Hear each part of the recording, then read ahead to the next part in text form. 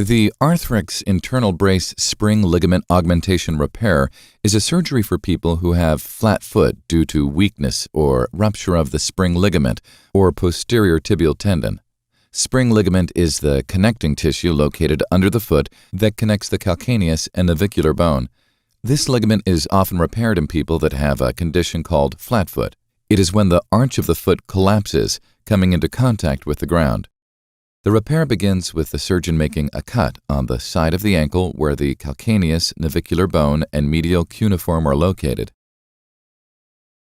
Next, the surgeon will create a bone tunnel by drilling into the sustentaculum tali of the calcaneus using a guide wire and drill guide.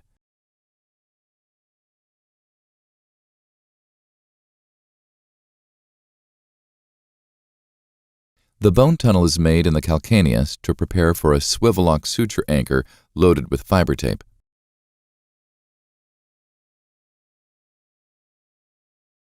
The swivel lock anchor is screwed into place. Next, the FDL tendon, also known as flexor digitorum longus, located on the medial side of the leg, is identified, cut, and then tagged with a fiber loop stitching technique. A bone tunnel is made in the navicular to prepare for an additional swivel lock anchor.